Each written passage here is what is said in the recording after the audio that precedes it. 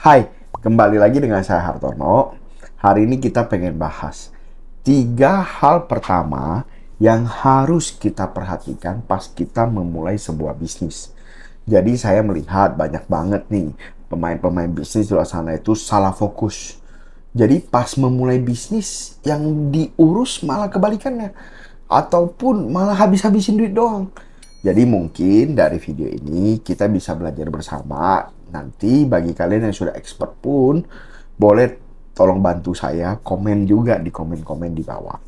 Nah, salah satu yang menurut saya paling sering terjadi adalah orang baru mulai bisnis sudah bikin sistem.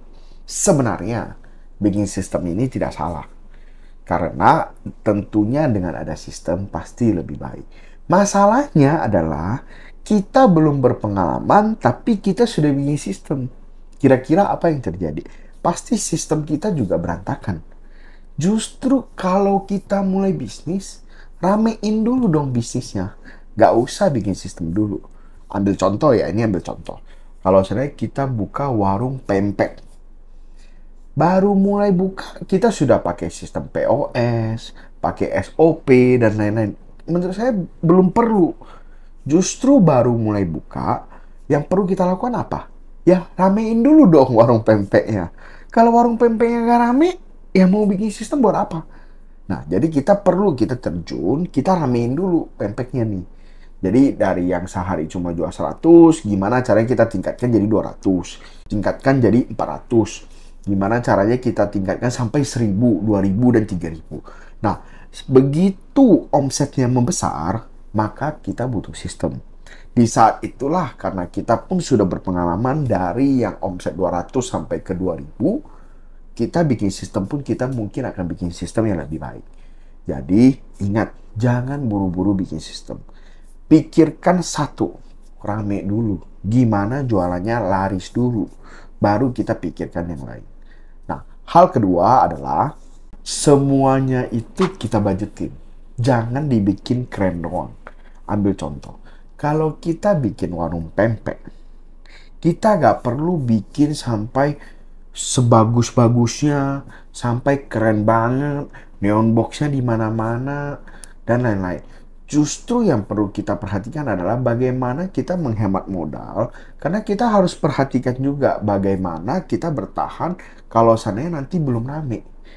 Jadi di awal-awal menurut saya malah banyak banget yang saya lihat para pemain-pemain yang baru terjun ya, langsung undang selebgram, undang media sosial semuanya. Sehingga pada saat awal dia buka memang cenderung rame, tetapi dia sendiri tidak bisa menampung keramaian itu. Sehingga omsetnya jadi sia-sia dan setelah itu dia jadi gak ngerti gimana marketinginnya lagi. Pertama menurut saya, kalau kita bisnis ya, jangan kerennya doang. Kita harus pikirkan biaya, kita budget dengan baik. Bukan berarti gak boleh bagus, justru harus bagus. Tetapi gak perlu kelihatan keren, gak perlu kelihatannya wah banget. Yang penting profit. Jadi dalam bisnis jangan lupa, tidak ada hal yang lebih penting daripada profit. Jadi kita harus utamakan profit dulu. Nah, yang terakhir, yang ketiga adalah cek produk kita yang mau kita jual. Apakah kita sendiri mau beli? Banyak banget orang membuat produk, saking kreatifnya produknya aneh banget. Sehingga dia sendiri pun sebenarnya nggak pengen beli. Nah, untuk produk-produk seperti ini, kita harus cek siapa yang akan beli produk kita.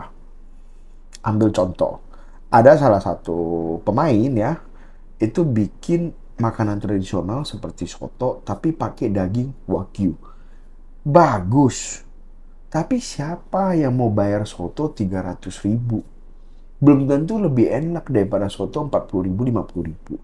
Sehingga akan sangat sulit untuk bersaing dengan orang lain.